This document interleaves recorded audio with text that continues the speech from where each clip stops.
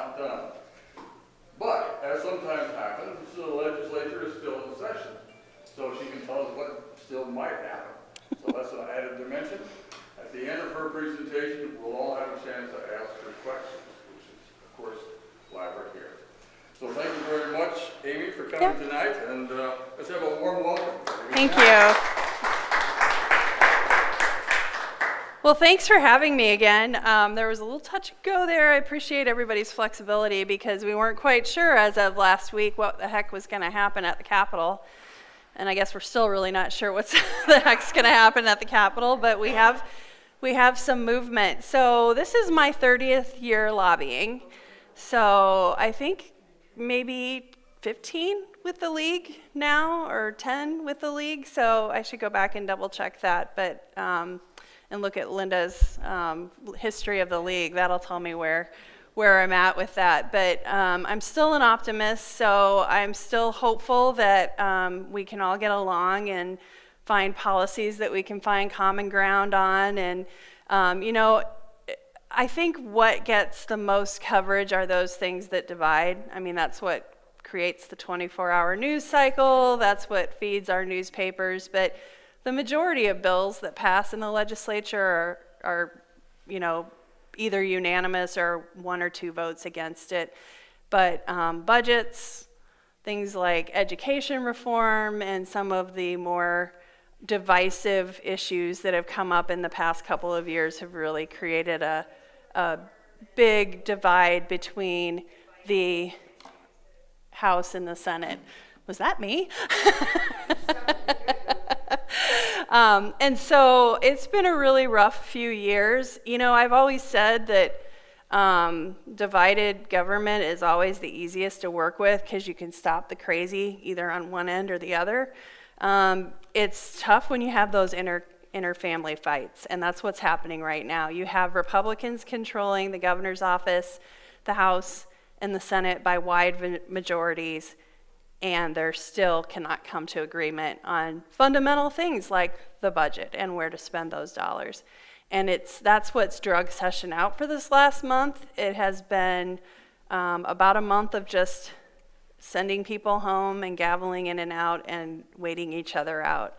And the one thing, of course, that has divided them is the voucher issue. I'm not supposed to call it a voucher. They are public taxpayer dollar funded educational scholarships for private schools, or vouchers, arose by any other name. So that has been the dividing point. The Senate Republicans have pushed hard on the House Republicans to pass that. The governor is, as you've been reading in the newspaper, has been supporting candidates that will support her voucher campaign or her educational reform campaign initiative, and even against those that are current sitting members. So it's very hot topic, but I can tell you that we've heard as many as 24 House Republicans do not support that, and we're not going to support that. So that's a significant portion of that caucus. You can usually whip a couple people into changing their positions, but when you get in the double digits, that becomes very difficult to try to get the votes that you need. So that was what the holdup was. This year was kind of an odd year.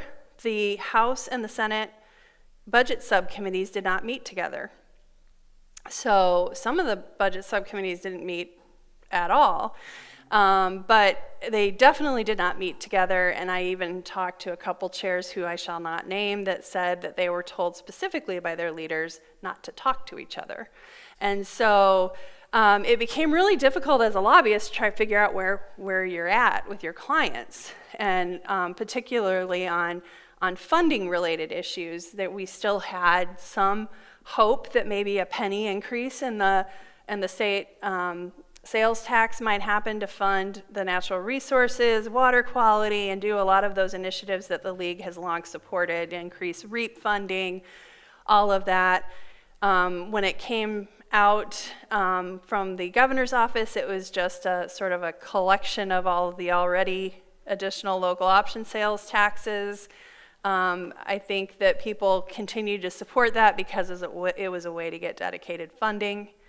I think reluctantly, a lot of people supported that just because they wanted to make sure that there was dedicated funding for it that was constitutionally protected. But that quickly fell apart after the tax plan passed, which Senator Cornbach probably knows the numbers right off his head, but I think by the time it's fully implemented, it's $1 billion, $1.6 billion, $1.3 billion cut to tax revenues somewhere. I know it's over $1 billion.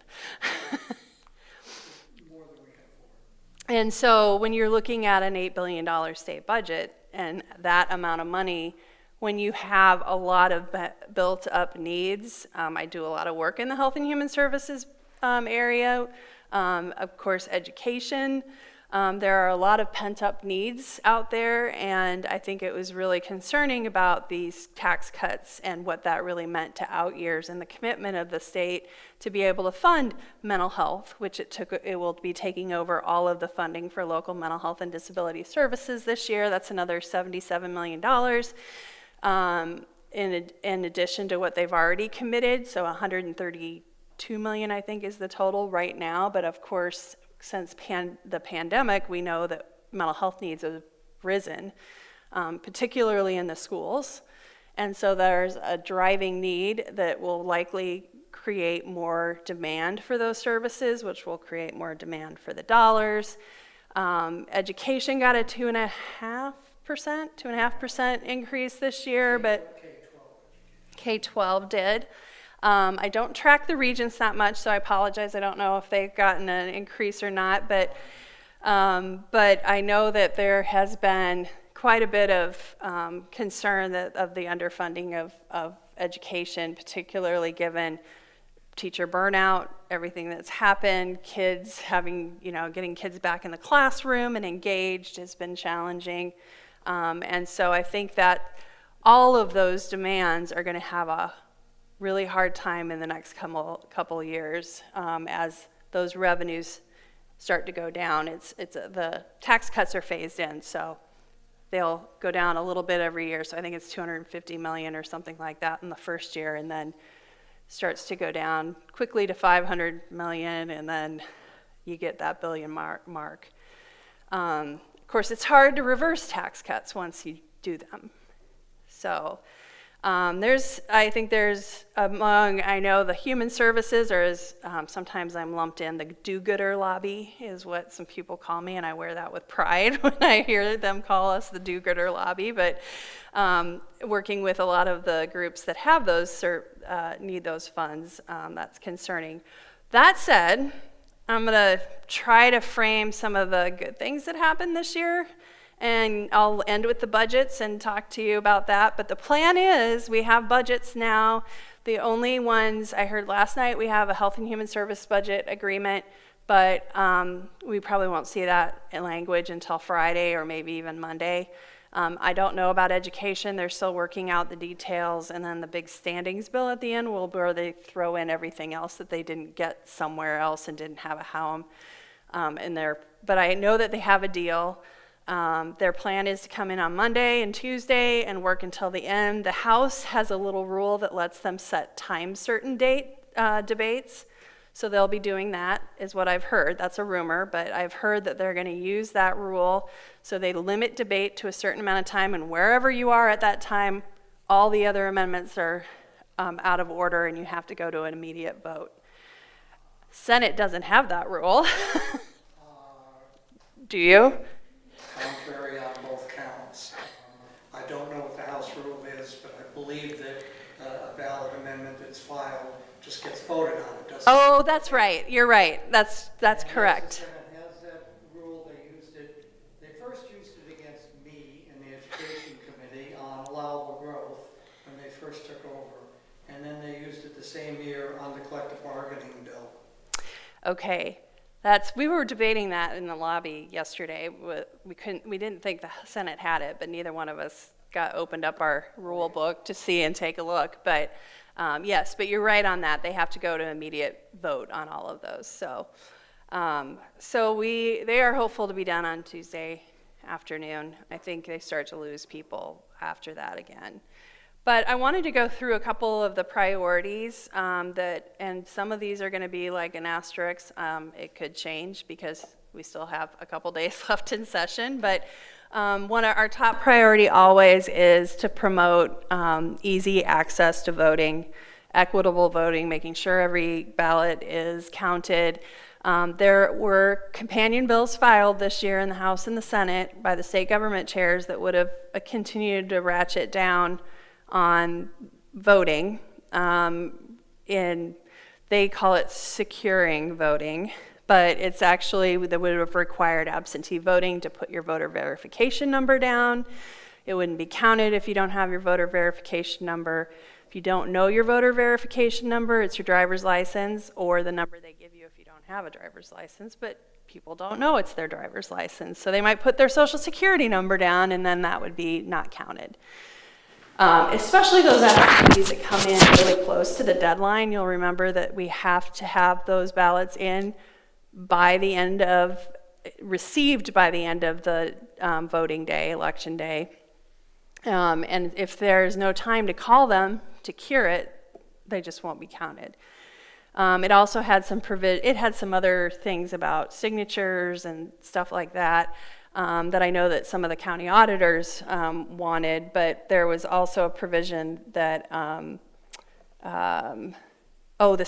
bringing back the secrecy ballot envelopes, that you'd have to have them in the secrecy envelope, sealed, and then signed and put into the other envelope and mailed. I don't know if all counties don't do that anymore. I know Polk County doesn't. We just have the one envelope.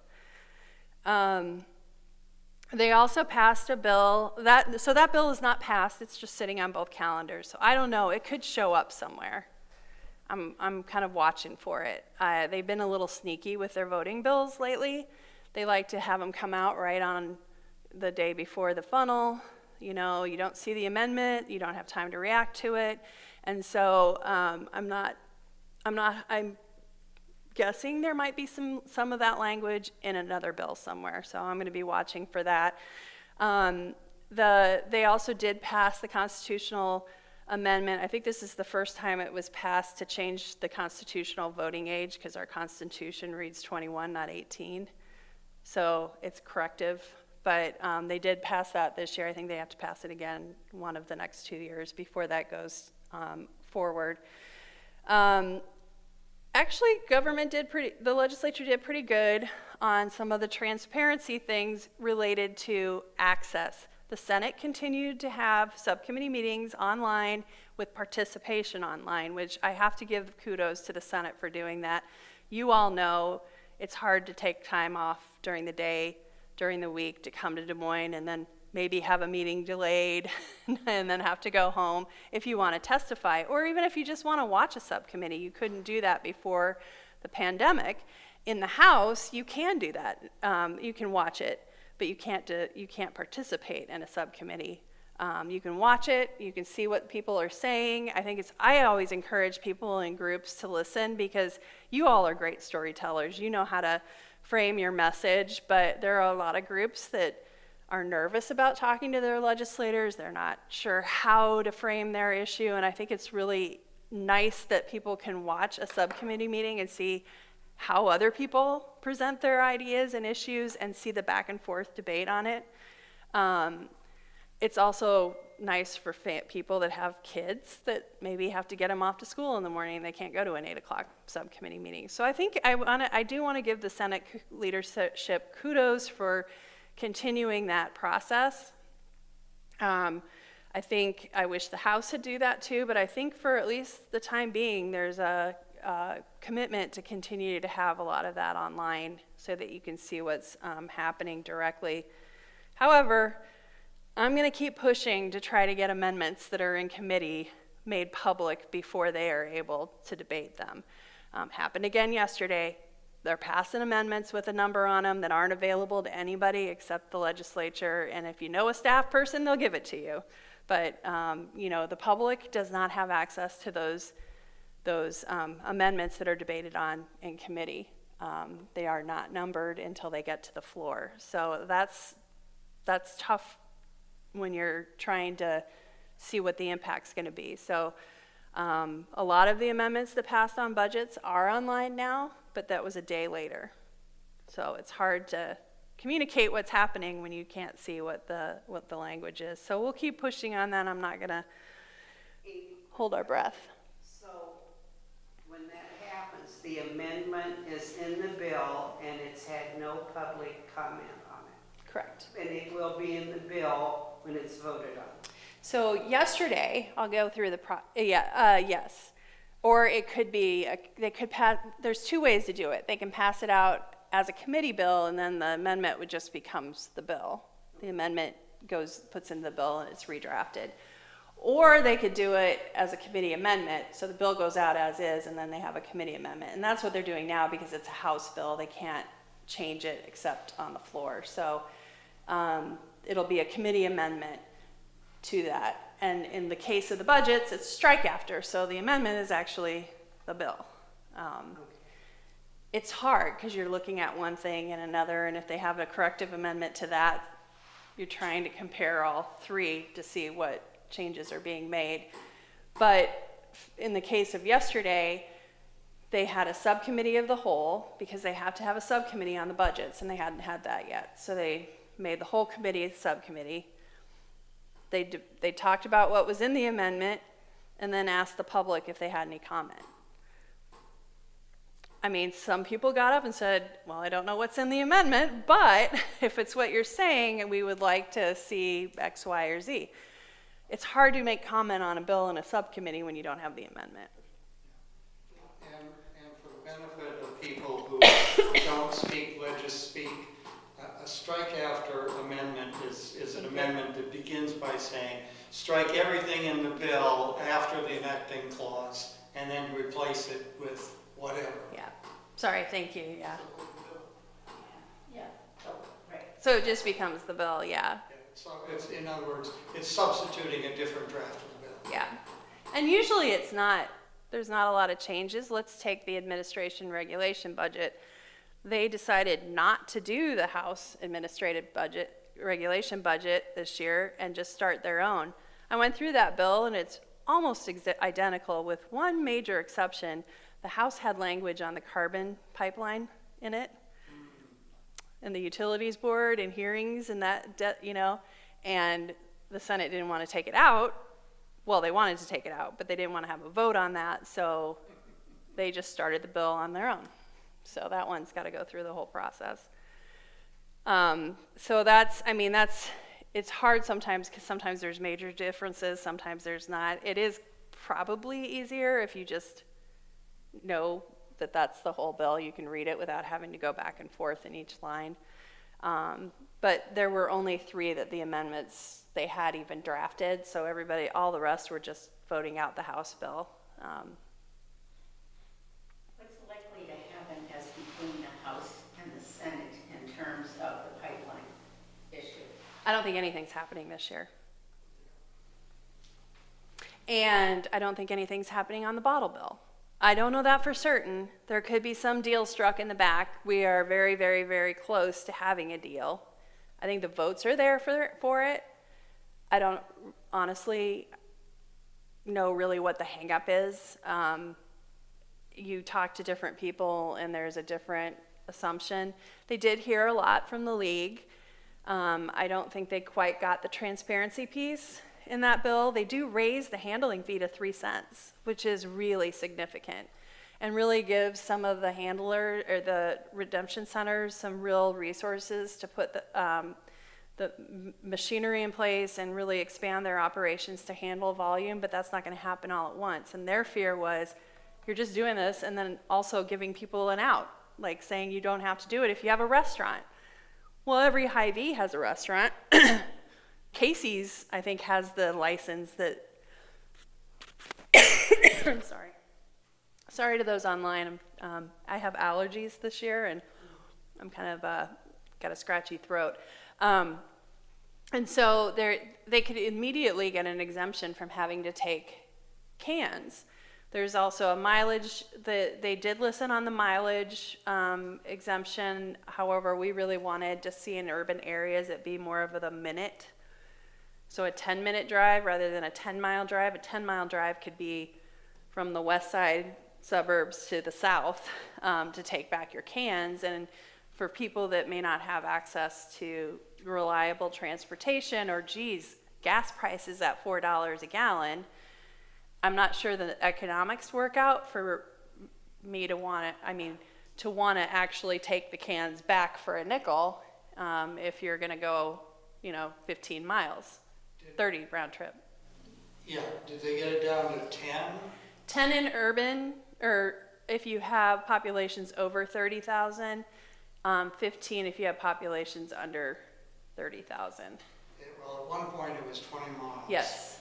And just a real quick little back of the envelope calculation, 25 miles to the gallon, $3 or $4 a gallon, you could easily have to redeem 100, 200, 300 containers just to cover your gas costs. And if you want to cover the value of your own time, you're up in the neighborhood of 400. That's right. Yeah, so I think, of course, they came up with these calculations before the gas prices started going up, but even at $2 a gallon, it wasn't going to really work its way out. They did allow mobile redemption sites, so the drop-its, you might have heard, where it's like a vending machine that you feed it in, and you get a ticket, and you can either redeem. Some of the drop-its say they work with local grocery stores that you can redeem it there, or they can send a check back, or you can have an online account. There were a lot of speculations on how it might work. One of the things I repeatedly said is, if you want to see how this works, authorize a pilot somewhere. One rural area, one urban area, and see how it works. Does it change redemptions? Are they able to handle volume? So that you kind of work that out. But I don't, that was a major issue. So the beer distributors got a deal because they get to redeem for every can. They get a credit on their barrel tax for their beer. So they pay less in alcoholic beverages tax, which brought in a whole other group of people that were like, wait a minute, we like to send those taxes because it makes, like cigarette taxes, it reduces consumption, so theoretically. So I think that, I don't know I think it's just such a web that there's so much in it, it just got too heavy again. Not everybody was 100% happy with it, so it probably means it's a good bill if not everybody's 100% happy, but it just didn't quite make it, and so I don't see it happening this year. I think there was a lot of pressure to have something happen because Senator Rosenboom, who had been working on it for a number of years, was going to retire. He's not retiring.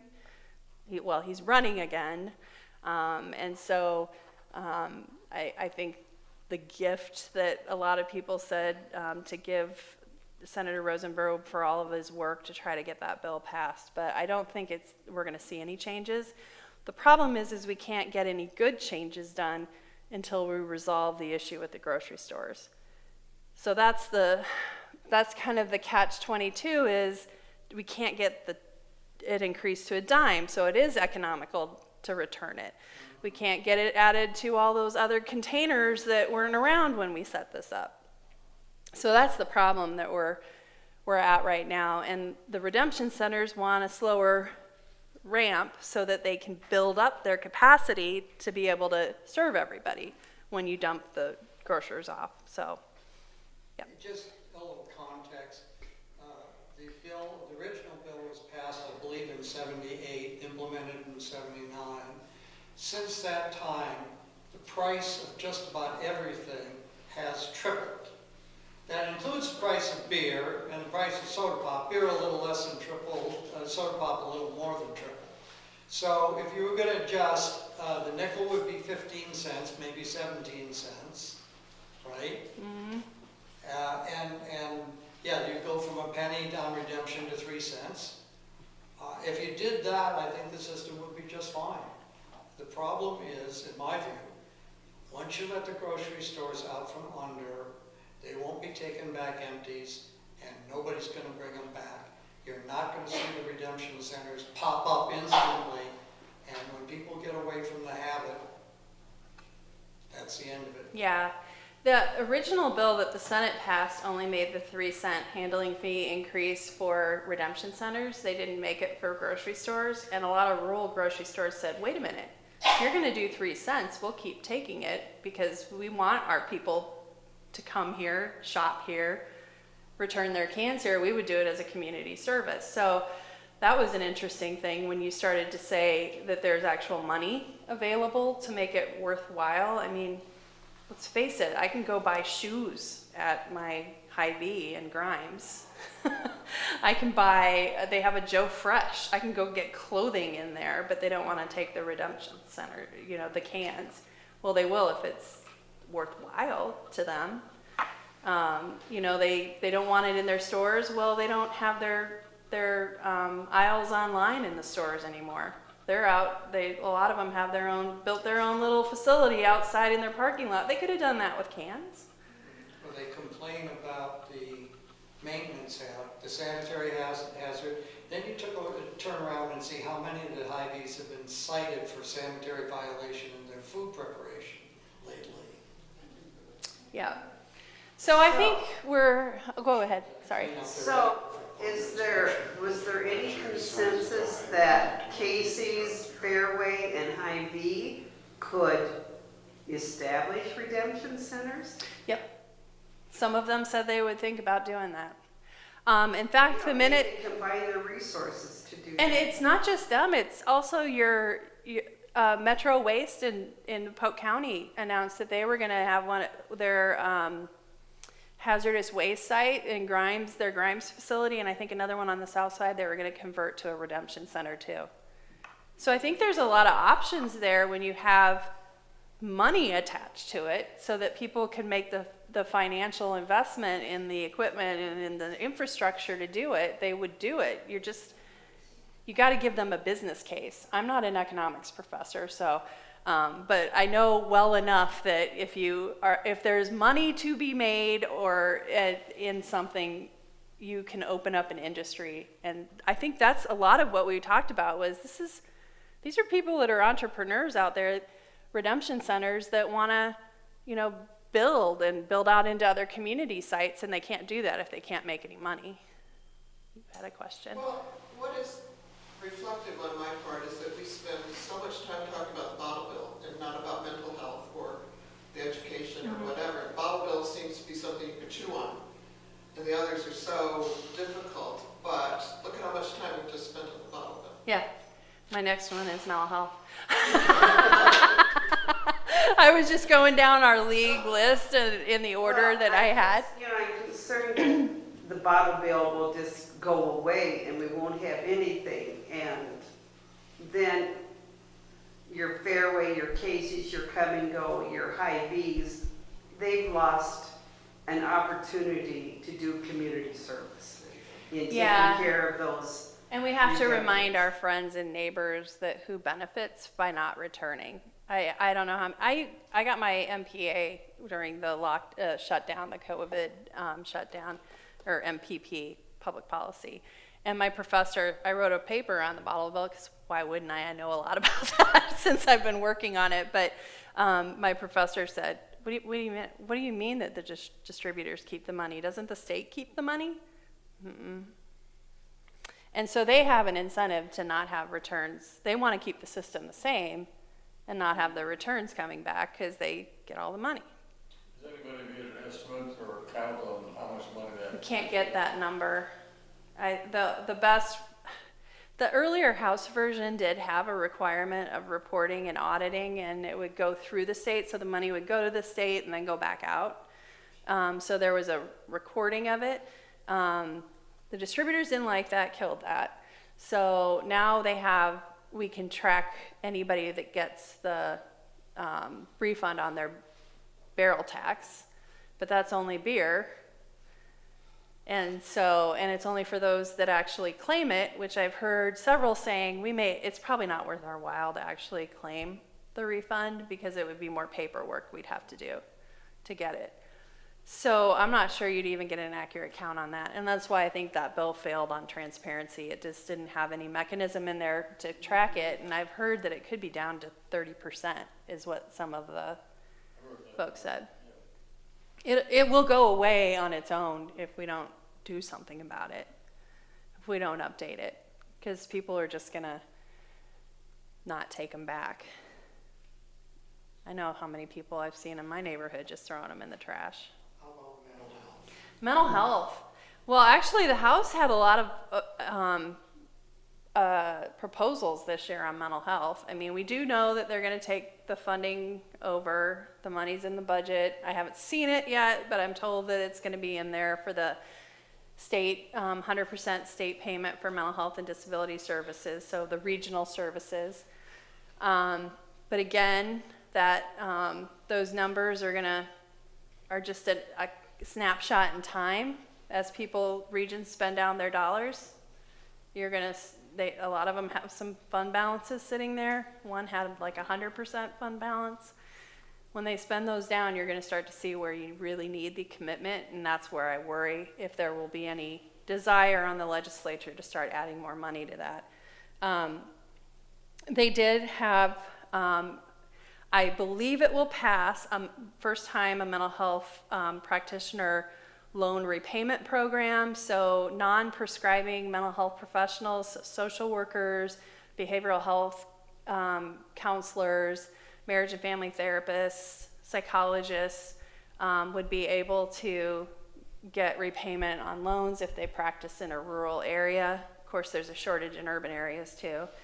Story County is an underserved area right now, which is fortunate because with the university here, and you have a psychology program, you have other programs for other mental health professionals, it's close to the metro area, but otherwise it gets pretty tough to get people out into those rural areas. But that's the first time that there will be a mental health loan program. It's only going to fund 17 people a year, but it's a start.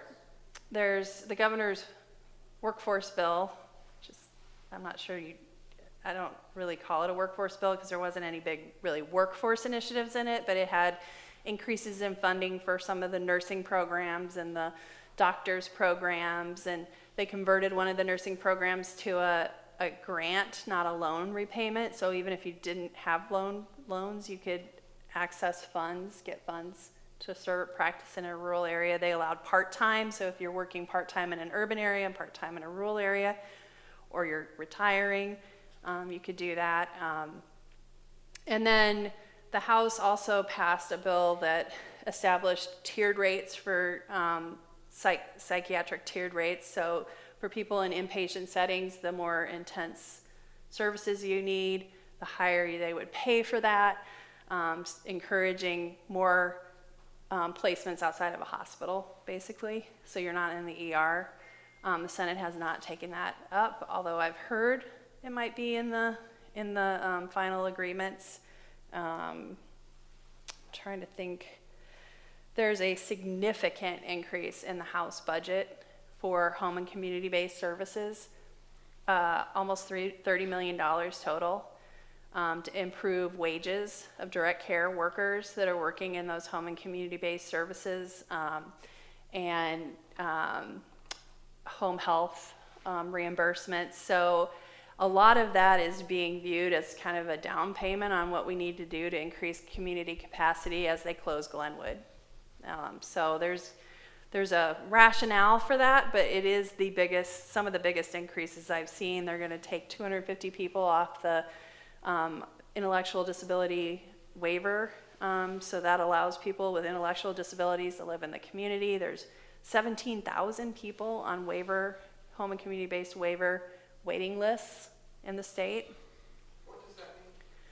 17,000 people. Home and community-based services are a waiver. It allows the state to pay for services to somebody that has an intellectual disability. There's older Iowans.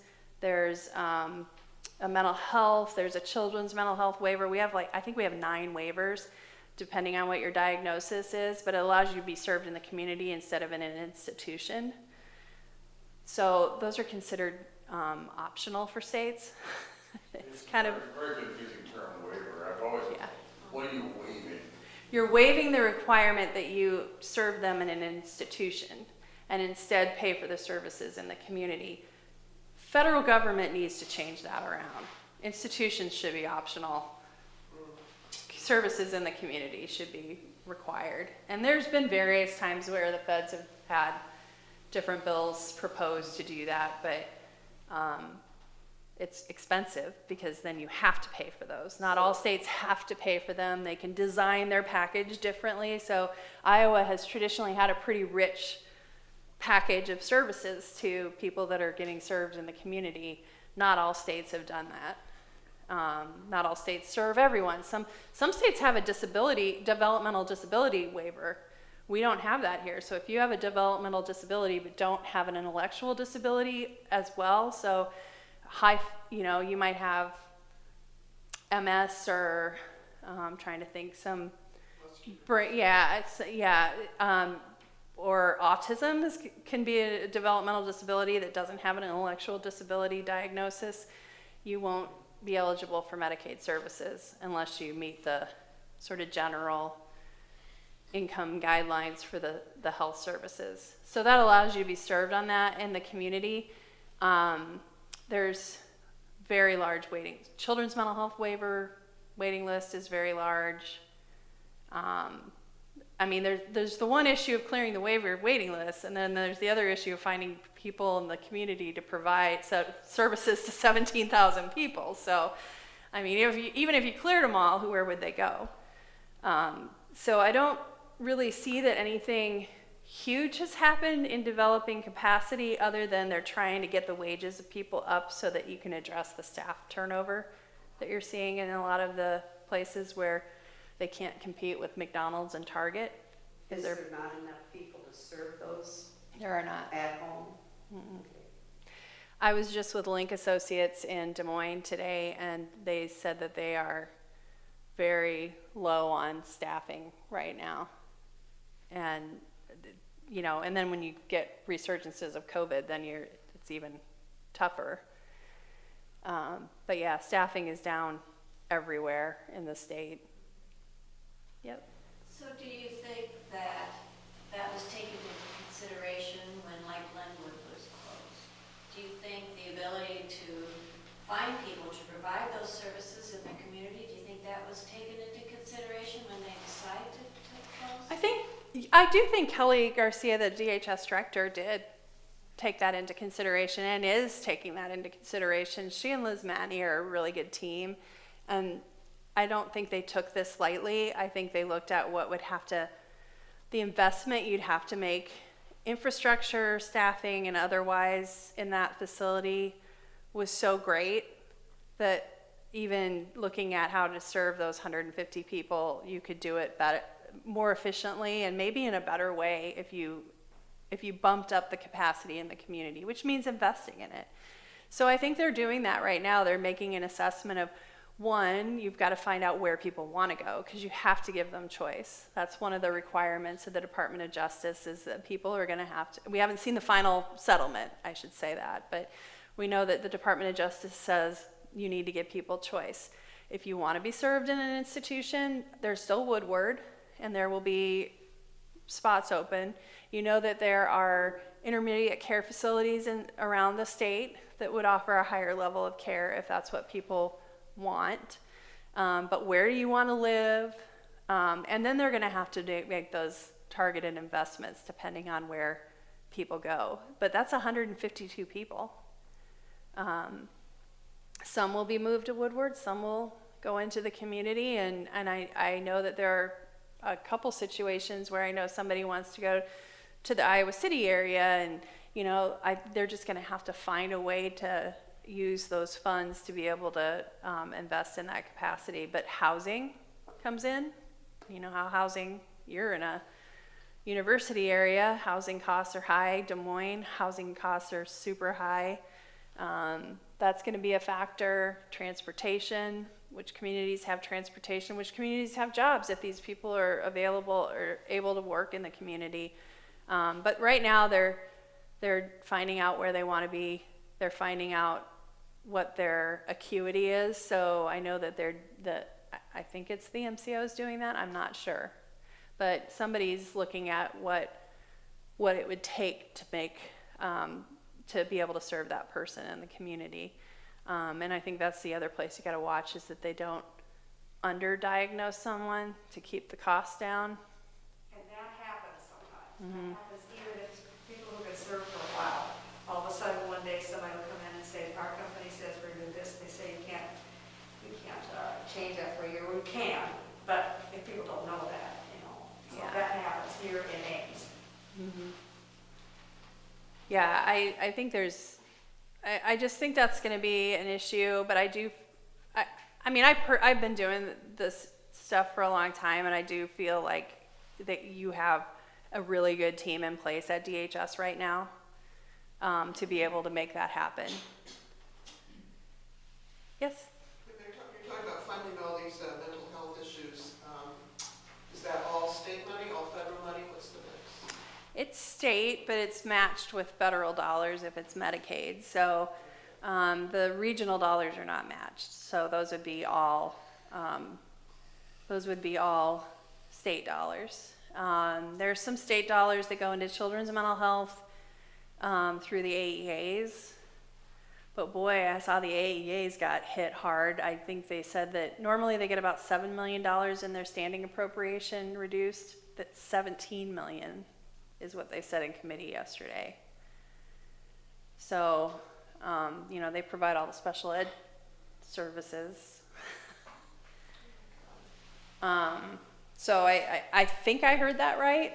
I mean, we all kind of were whispering in the aisle together. So we all heard 17 million rather than 7 million. So an additional $10 million cut to them. Cut, not additional. Some other things, I mean, I look at our list, I can't tell you that there was any other environmental things. The water quality is the same. They changed how it was funded, which funding stream, but it's the same amount of money. Obviously on our equal treatment under the law, I'm gonna give our legislature a low grade this year with all of the You give them an F. the trans athlete ban, all the talk about book banning. I'm sorry to say I come from the school district that happened, started off in Johnston. All of the talks about what they ended up with in the education bill was a parent's bill of rights that's really cumbersome to putting all of your curriculum and materials online and available for your parents to see is going to take a lot of teacher time. Cameras that's not in the bill, but there was talk about cameras in the classroom. Some of the Bill of Rights stuff is already stuff that is in law. I mean, it makes things optional for kids. I mean, I'm trying to think of some of the other things that were in that Bill of Rights. The having to sign papers if they're going to see something sexually explicit, and it's. A lot of it is standard operating procedures in the classroom, in the school districts. As far as having access to the curriculum materials is concerned, hey, just having a kid bring a textbook home, even the teacher in the state would object to that. The stuff that started it off in Johnston was a couple books that my daughter had done during the pandemic. She had that class, and they gave them a choice of 8 books to read, and if you didn't like those books, you could pick another one. The teacher was really open about it. Lily, my daughter, just said, "Give me whatever book," and she ended up reading I can't remember the title of it. It's the real life story of a part-time Indian or something like that. And she really liked it. And actually, I picked it up and read a little bit of it. I'm like, I might want to read that next, But they got total. She'd already read The Hate You Give, but they gave everybody options, and parents had the option, and I think it's the parents that weren't paying attention to begin with that didn't realize that they had options because either their kids didn't tell them or they didn't ask their teacher. But the teacher even sent out an email saying some of these will have complicated, issues with race and sexuality and other, and was very open about it. If you're concerned about your kids, send me an email and we'll talk about it. You have an option of choosing something else. And this is before all of the hubbub. So I was like, why are we having this hubbub when we already do that? I mean, we already give the kids the option. They didn't have to read that. And it's just, the subcommittees on this were crazy. I mean, if you got to watch any of them, they were crazy. People were mad, they were mean. I really wanted somebody to stand up and say, how many of you send your kids to public schools? A lot of them were homeschool parents that were in a lot of those meetings. But If you read some of the language, and I think I was reading the House bill, about what you have to post in the way of curriculum materials, it really doesn't require very much. yeah, and A lot of these folks are just really bad at drafting bills. I mean, there's so many loopholes. we also, I have the library association, so, there was a discussion about posting all your materials, your holdings online. 98% do already. So those 2% or 1% that do not it's probably because they're smaller and it would just cost a lot more, but they could do it, but there was an exemption then added. So really they were mandating something that's already being done. That's right. So it was frustrating. We did have some language that didn't make it through on human trafficking. I know a couple of leagues were really interested in human trafficking, I think mostly in the Iowa City area, but we're still working on that. I'm a part of the coalition that's working on that, but they're trying to develop some language on safe harbor so that a person who's trafficked doesn't end up with a long rap sheet because of their trafficking offenses. It's just really tricky how Iowa law differs just enough from other states that do that. I hate even saying Louisiana. Louisiana did it, but we have just enough differences in how our criminal code that it was just too much to try to fix this year. So I anticipate next year there will be some support for the human trafficking safe harbor, so that obviously if people want to get out of that situation, they shouldn't have to have that. They should be able to have their record expunged. But the way the bill was written, and I don't know who wrote it, it created a new expungement section. Mary, you probably know more about this than me, but we already have an expungement section. It should be in there rather than in a whole new section. So it was just technical stuff. It wasn't the policy that was causing concerns with that. Unfortunately, nothing on refugees or immigrants. And I've been in several meetings where we've talked about what's needed, and people want to cast blame around on the failure of the system to absorb the Afghan refugees, but you put them in Des Moines and you don't have money for housing or a place to put them. There is no way for large families to find adequate housing for them in that short a period of time. And under-resourced resettlement agencies who had been decimated under the years where Trump dropped the refugee numbers down to 0. So they were under capacity. I heard the federal government hasn't done what they need to do to put them at the front of the line. I don't know what the word is, but to get their citizenship status or their proper status.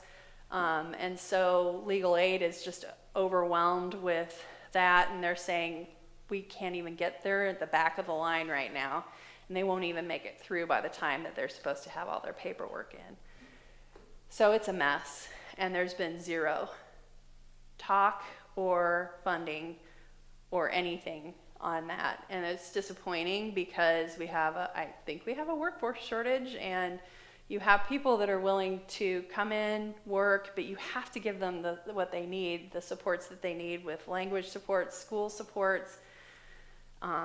We've heard even people from different ethnicities thrown together in hotels that don't typically get along and they're in the same hotel, or hotel employees not being properly instructed on how to approach a woman who may come from a different cultural view, and so there's been some incidences where touching, like somebody's touched somebody and they weren't supposed to. So I mean, it's a situation that unfortunately the legislature just decided not to talk about, nor even any of the ARPA funds that are coming in have been dedicated to that. So are they putting that back on the federal government, not giving them guidelines? Or is this something the state of Iowa needed to develop guidelines on? Well, I think certainly there should have been some federal dollars and some federal legislation passed that didn't get passed. And it still isn't passed. And I know Senator Ernst is working on that. So I do know that we have some people in our delegation that are working on both sides of the aisle on that. Because of her military experience, and Senator Zach Nunn is working on it as he can through his connections. But so far, I mean, a lot of states have put some money into it, but Iowa has not.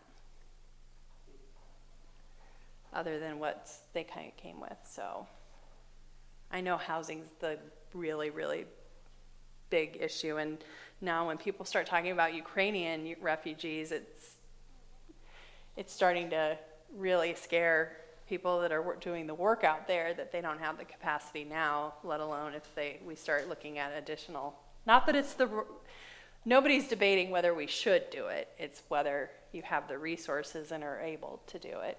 And then it just makes you look bad as a state if you can't live up to their expectations. Anyway.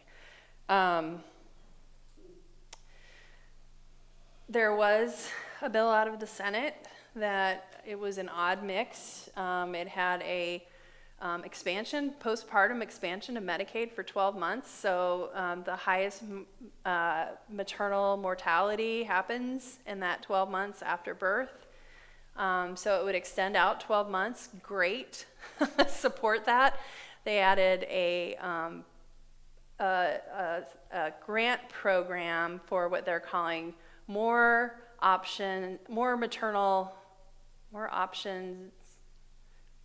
It spells out moms, more options for maternal support. And it would be targeted, they wanted it targeted at crisis pregnancy centers, so those that don't do abortions or family planning, like birth control. The language is actually written much broader than that, and I think that even Planned Parenthood could apply for that. They won't get it, but they could apply for that, or the Family Planning Council. The way it ended up coming out was much different than what people expected. So there's $1 million for that program, and that's just to support women during pregnancy and after pregnancy with like maybe diapers, formula, cribs, whatever that person needs, counseling, just additional dollars, and it would go out to community organizations that can do that work. So that bill is one of the hang-ups in HHS right now. I know that is one of the things that they're working on. Is the House doesn't have that in their budget. And the Senate did in their budget targets, but the Senate budget targets are much more, $20 million less than the House, so it's a matter of how that works out. I'm afraid that the 12-month extension is the one that'll go, because that's $9 million instead of $1 million. And that's what's really needed. So a lot of groups would supported one, but not the other. The family leader supported the mom's program, but not the other. So, I mean, you can see where that kind of lines up.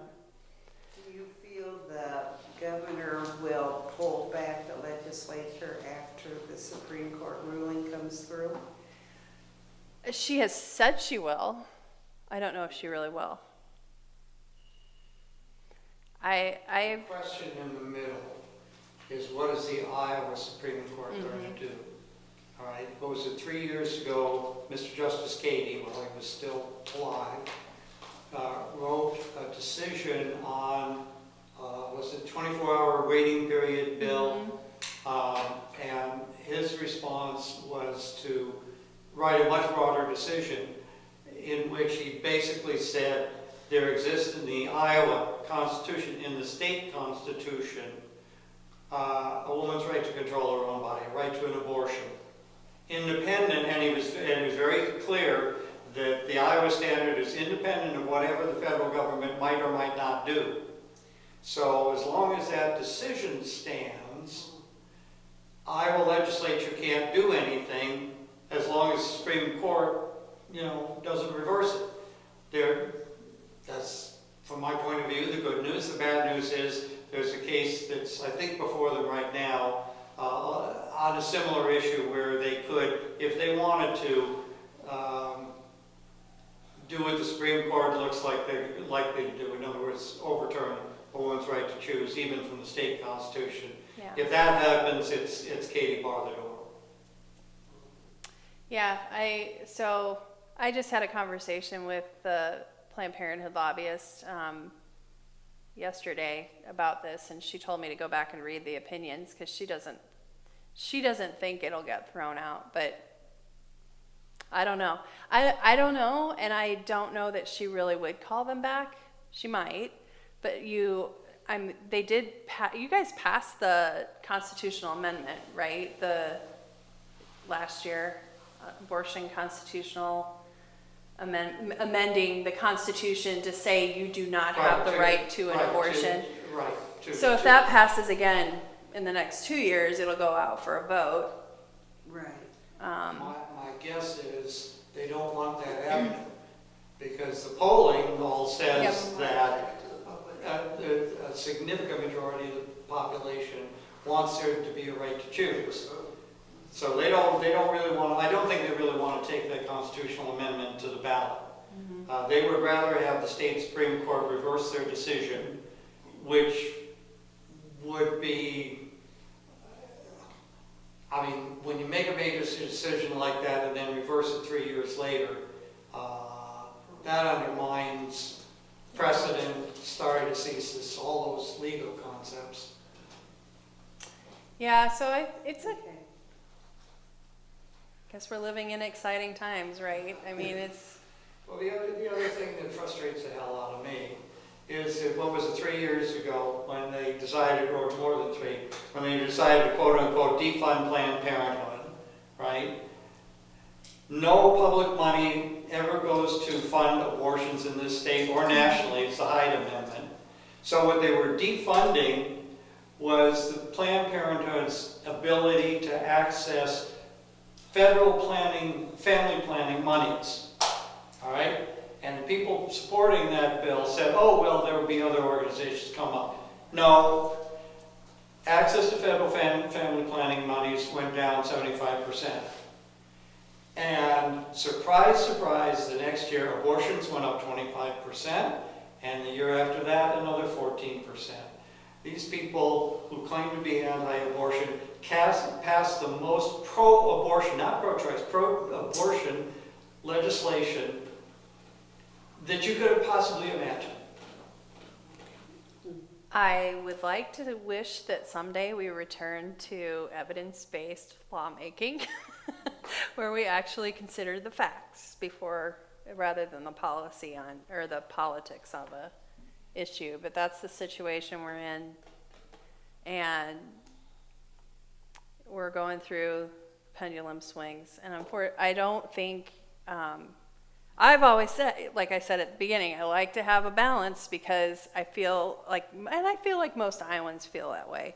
That you want balance, and Herman doesn't think that way, but like balance in the legislature. So there was more talking going on when the Senate was 50-50 than when what's happening right now. So I was talking the other day with Doug Scholl about because he and I co-chaired the local government committee back then. And we were the ones, I think, who started the requirement that you had to have public subcommittees on bills. Didn't happen like that before. No, it did not. He's on the College Aid Commission. He and I have been friends ever since then. We got along real well together. And that was a very useful 2-year period because you had to talk. Yeah. Everything had to be bipartisan because you couldn't pass a damn thing with one party's votes. So, other things, I probably boring you to death, but other things you're interested in, I'll be putting something out when they finally get done. I'm going camping the first week of June, so if it lands too close to that, it will be after that, but. I saw today where the Judicial Selection Commission, they beat back the idea of removing district court judges from that panel, but that was defeated in the House, but apparently the language is back in the Senate.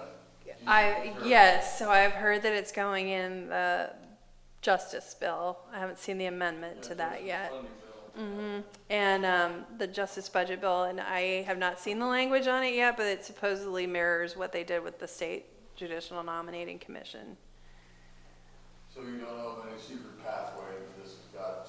It's secretly being jumped into the a budget bill. Yeah, but then that hits to the House too. It does. But I heard there's agreement, so my assumption, what we've heard is there's agreement to everything. We'll see. Louise, you had a question? Actually, it was a little sidebar. During your day, you're a lobbyist. How do you actively lobby? In other words, do you approach people from the other point of view, or what are you doing? How does that work? All of the above. Yes. Well, yesterday I was sitting in a chair for 6 hours waiting for the committee to get out of caucus so that I could hear what they were going to do. But on a normal day, I call out legislators. I just send in a note or text them and talk to them about whatever issue that I needed to talk to them about, give them language, ask them to draft a bill, bring clients in to talk to them.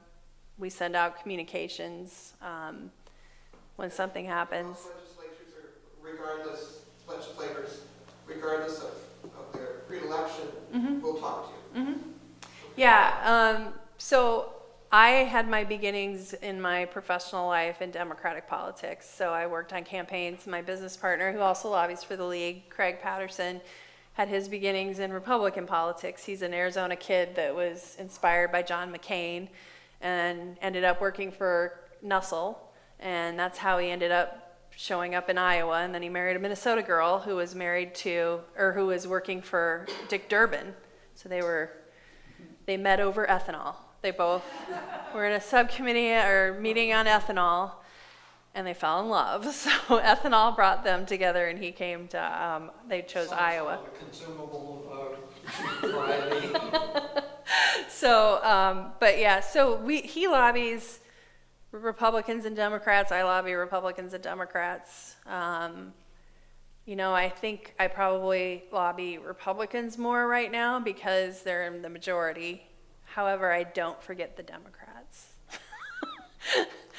Or Amanda Reagan will remind me to make sure I talk to her. But yeah, and they listen to, they know you represent a constituency, and they know that they're going to hear from them too. So I have really good relationships with both, and I really appreciate both. We have, some of the committee chairs are really, anybody that works in human services is really dedicated. The times I get really frustrated are when I'm working on gun control.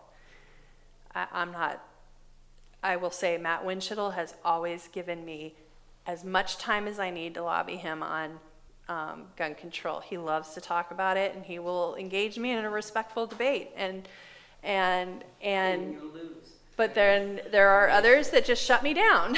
So Winchittle is a gunsmith. he is.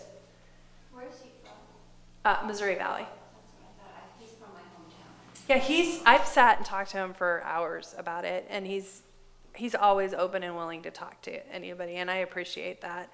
There are others that just shut you down when you start talking about gun control. It's constitutional right, don't talk to me about it. And that's when I get frustrated, because they need to hear the other side too. You've had your hand up, sir.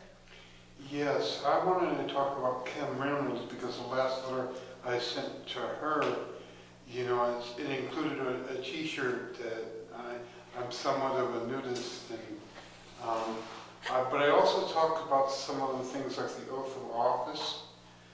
You know, it's like, I know before Mayor of Ames was mayor, I had asked him, you know, if he could make up his own oath of office, what would it be? It's like all the elected officials in the military and all those people have to swear by the Constitution and the laws. You know, and it's like if you could make up your own oath of office, what would it be, kind of thing. It's like I have a bunch of signs and I'm a volunteer doorman in City Hall until COVID happened and they give me a no trespassing order and I go to city council meetings and they gave me a no trespassing order to get the door for people in City Hall.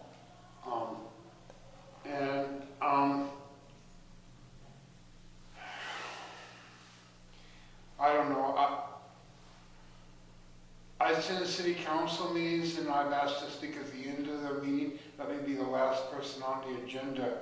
And the last couple of people that have been mayor have poo-pooed the idea. But at the last city council meeting I was at, I had asked that, and when one of the agenda items came up, and I asked, would you take public comment on the agenda items? And our mayor said, no, I'm not going to take public comment on the agenda item. Don't all city councils have to have a public comment period? They don't? No, it's not required by law. Oh. Certain measures do require a public hearing, but only if the statute says that there has to be a public hearing. Most city councils will hear anybody, Yeah. but they're not required by law to do it. Well, that's interesting. It's been a long time since. Maybe they should be, yeah. Yeah, I mean, I know that the issue came up in Des Moines when they had a whole bunch of, during the police, defund the police time, that there were a lot of, they cut short the You're only public allowed comment time. I'm only allowed 3 minutes to speak generally in public forum. You know, and it's like, Yeah, that's interesting. I mean, that's something the league should look at too. I mean, open meetings has been a long tenet of league issues, and I guess I thought that, or do county boards, the supervisors, it's all local government doesn't have to have? Huh. I don't know. I used to staff local government, it's been a long time ago. They have a public forum section, but it's not Yeah. required by law. Yeah. Yeah. The Ames school board has a public forum part of the meeting every Yeah. meeting. I know the state commissions do that. They'll, like if there's a lunch, they'll do a public comment at the end of the morning session and then again at the end of the evening. The Board of Regents has been kind of clamping down on that. I think they require you to submit comments in writing. Yeah. Well, we're on it. Oh, Judy has one. Yeah. Well, at the beginning, you talked about some budget issues, and I thought maybe you were going to talk about some of them. Are there any hot issues that we should be concerned about? Or you said there was sort of agreement on the budget. What's going on? Is there anything that's going to happen that Yeah, I we're think not gonna be happy with? I think that there will be a significant influx in money for disability, mental health and disability services, like I mentioned. So 30 million doesn't seem like a lot, but then you add it to the match, it can be matched with federal dollars. So normally you can multiply it by 3, so that would be 90 million. But right now we're in an enhanced match period that I think is going to go through the end of the year. I think at least after the elections is what I'm hearing now. And so that's, I think, close to 80% match. So it's a really good, that's a lot of money going into the system. I'm trying to think of some of the other budget priorities because I was just looking through the budget bills today. And I mean, we're at, the overall budget targets are agreed to. So it's 80 million, almost $81 million more than last year. So that's less than what the House had in their budgets.